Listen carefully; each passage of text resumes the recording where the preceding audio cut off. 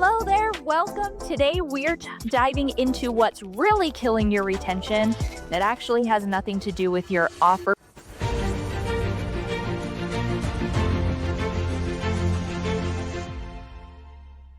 Welcome to the Beach Boss Influencers podcast. My name's Carrie Hyam, and I'm joined here with my lovely co-host, Brandy Shaver.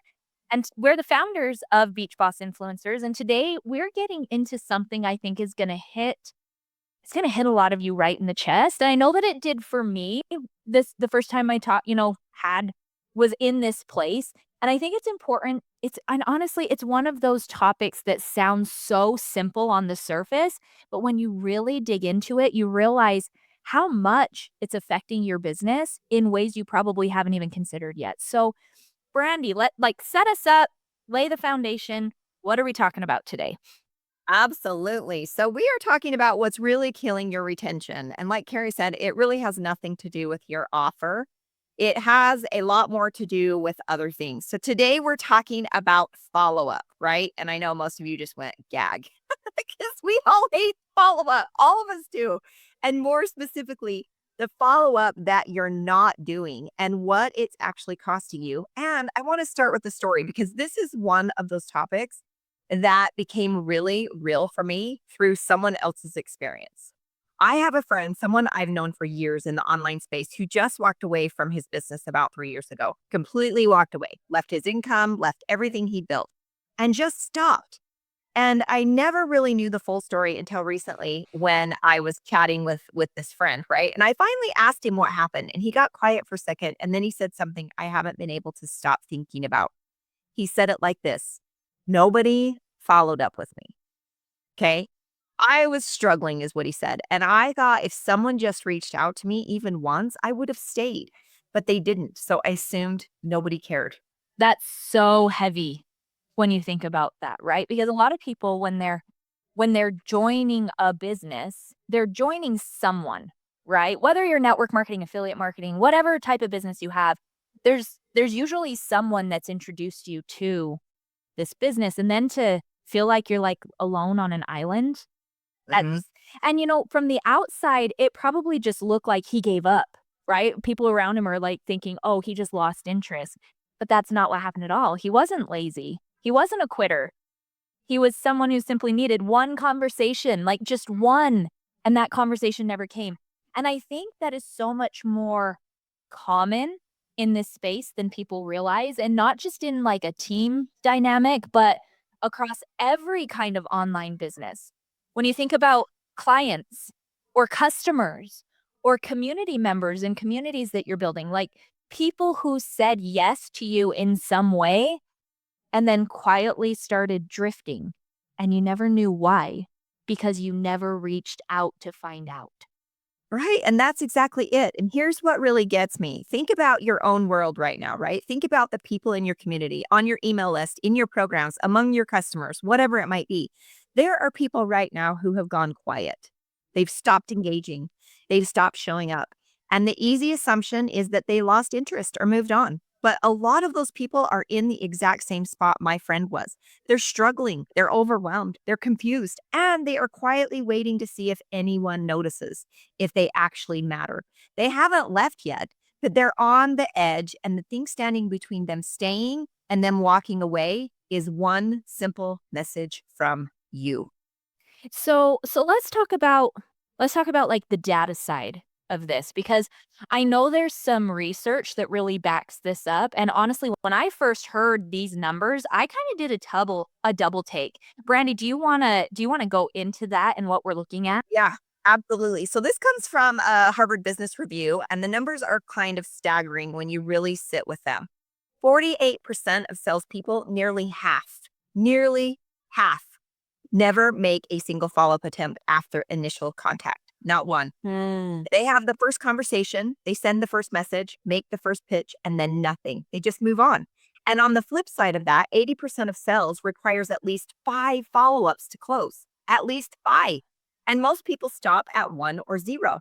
So you've got almost half of all business owners and salespeople quitting before the game even really starts. And they're walking away right before the point where the majority of decisions actually get made. And here's the thing that I want to add to this, right? It's like we spend so much time, energy, and effort bringing people in the front door, right? Or even having that first contact with someone. And then we just drop them on their butt. Instead of Yep. And some of us are paying like a lot of advertising dollars, right? Like a lot of companies, a lot of, entrepreneurs, a lot of people are paying all the ad dollars. And then we're losing 50% of that right from the get go. That's kind of a scary statistic in my eyes. Oh, absolutely. And I think what makes that even more interesting is that most people who aren't following up aren't doing it because they don't care. Right? They Mhm. actually probably care enormously. I mean, especially with someone with a huge ad budget and they know, oh, 50%, right? But they tell Right. themselves, oh, if they were interested, they'd reach out. Like they're doing it Mhm. because they don't want to seem pushy or annoying. Right? But the data completely destroys that story. The data says you haven't even gone to the point where most people even make a decision yet. Like you're leaving before the conversation even has a real chance to even go anywhere. Mhm. Yeah. Exactly. And I want people to think about this, not just in terms of prospects and leads, but in terms of the people who are already in your world, the ones who already said yes, the ones who already bought your product, joined your program, signed up for your list, are in your coaching communities. Because here's the thing, those people already believe in you on some level. They already made the decision to invest their time or money or energy into what you're doing. And then what happens? A lot of us, and I was guilty of this as well, you get someone in the front door, right? You're already mentally on to the next thing. So you're so focused on growth that you forget about the people who are already there and they feel it. Even if you don't mean for them to feel it like that, they feel the absence. They kind of feel like a number, honestly, right? Like if you just bring somebody in and you're on to the next thing and you just kind of drop them, they feel like, did they really matter? Yeah. Are they worth it? Right? Like it's crazy how that can happen. Well, and if you don't mind, I wanna dig a little deeper into that because I think this is where it gets really personal, where you said you were guilty of this. Like, what has this actually looked like in yours and our business, right? Our business together. Yeah, honestly, as I look back at certain, seasons of my business, and my retention was terrible. And for a long time, I couldn't figure out why. I was doing the work to bring the new people in and I was creating the content. I was attracting the new clients and the customers, but people weren't sticking around. And the root cause, when I finally got honest with myself, was the follow up. I was treating it like an afterthought. I'd onboard somebody, get them started, and think, okay, they've got the resources, they've got what they know, they know where to find me if they need me or they need something, but the problem is people don't always know to ask for help. Yeah. Or they feel like they're bothering you. Have you guys ever felt like that with I know I have with some of my mentors. Mhm. I felt like maybe I'm bothering them, right? They don't always raise their hand and they say that they don't tell you they're struggling. Sometimes they need you to notice first. They need you to reach out before they feel comfortable enough to be honest about where they actually are. And when I didn't do that, I was unintentionally communicating that once they were in the door, I had moved on, even though that was never my intention. That was their experience. Mm.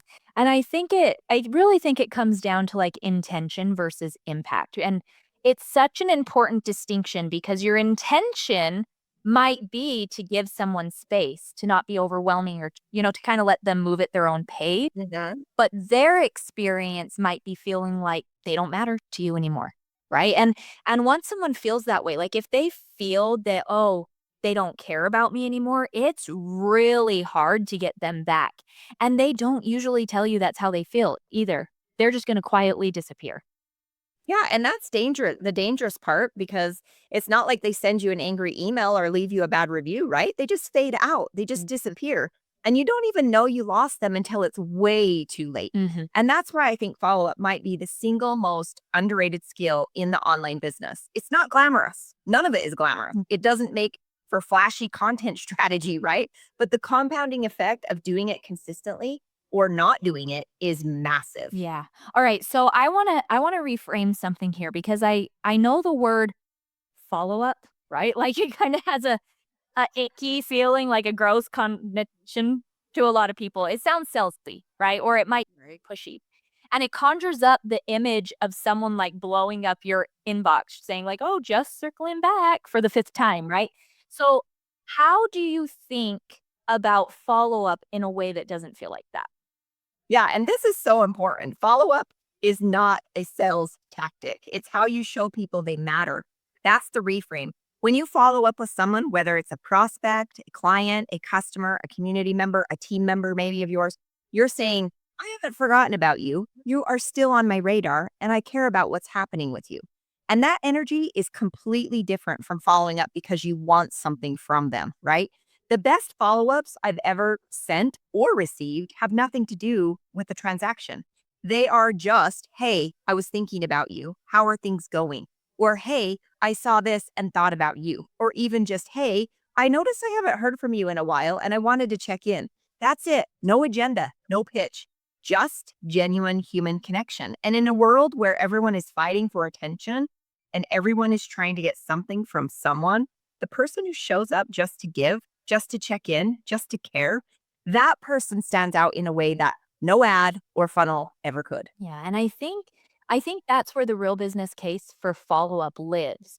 Because yes, the data says it converts better. Yes, it improves your retention. Yes, it increases revenue.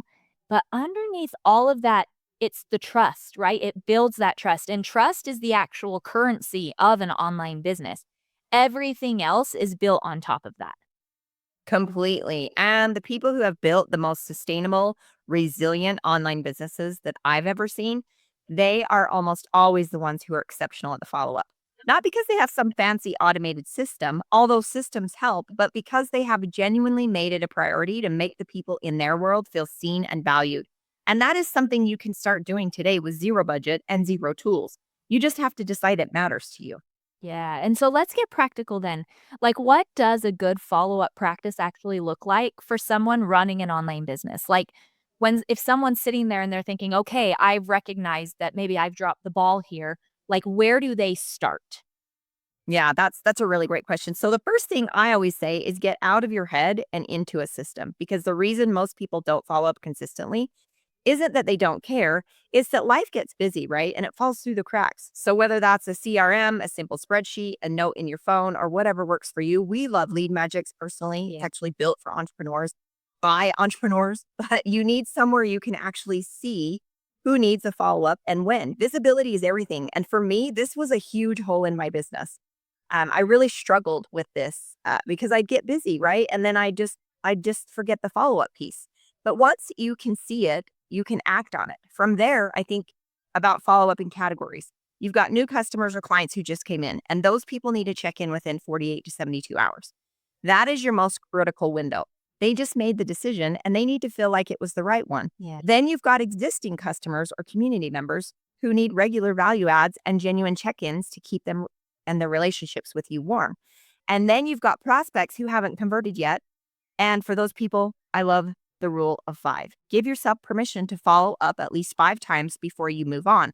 And space those out over a few weeks so it feels natural rather than aggressive. Yeah. And what do you actually say? Because I think this is where a lot of people freeze. They think, oh, I have to have like this perfect script or whatever, right? So, like, they know they should be following up, but they don't know what to write or what to say. So they just don't do it. So what would you say, like, to those people? Like, what do you actually say to get started? Yeah, I personally love to keep it simple and make it about them and not you. And I like to where it's more like a check-in instead of like a, Yeah. hey, what can I get from you kind of thing. So here's kind of like what I would use. Hey, I was thinking about you and wanted to check in. How are things going? Or if someone just bought something from you, say, hey, I just wanted to make sure you got everything okay and see if you have any questions. Or if someone who's gone quiet, hey, I noticed I haven't seen you around in a while and I wanted to reach out. Is everything okay? You'd be amazed how many people respond to that kind of message with so much gratitude because nobody else asked. You were the only one who noticed, and that changes the entire relationship. Ah, I love that. And okay, so let's round this out. Bring it home for us. What's the big takeaway that people need to get from today? If they don't get anything else from this podcast episode, like, what would you say they need to take away from this? Yeah, absolutely. So the fortune is in the follow up. I know that sounds cliche, right? But it's a cliche because it's true. The money that you're leaving on the table, the clients that you're losing, the relationships that are quietly fading, a huge percentage of that comes back to follow ups you didn't do. Yeah. And it's not just about the money, it's about the impact. Every person who comes into your world who chose you in some way, They said yes to you, and they deserve to feel like that yes mattered to you. When you follow up, you're saying, "You matter to me." When you don't, even if it's unintentional, like it was for me, Yeah. even if you just get busy, the message they receive is that they don't matter. So, the challenge I want to leave everyone with is this: who do you need to follow up with today? Not tomorrow, not when you have more time, today. And pick one person, send one message, check in on someone who's gone quiet. You have no idea what that one message might mean to them or what it might change in their life. Ooh, I love that. It might be the conversation that keeps them from walking away, right? Like, Mhm. that's so good. Okay, friends, if this episode hit home for you, please share it with someone in your world who needs to hear it. Drop what your biggest takeaway was from this episode, depending on where you're watching or listening from. We'd love to come back in and get and say hello later. And hey, we actually respond, so don't be a stranger, right? Maybe leave us a review. Come find us on social media. Hit that follow button and we'll go from there. Yeah. If you actually need a follow-up system, we have, like we said, Lead Magics that was built by entrepreneurs for entrepreneurs. It's called Lead Magics. You can grab it. We'll give you a free trial for it. You can check it out. We practice what we preach over here. So that's it, friends. We'll see you next time. And remember, the fortune is in the follow-up.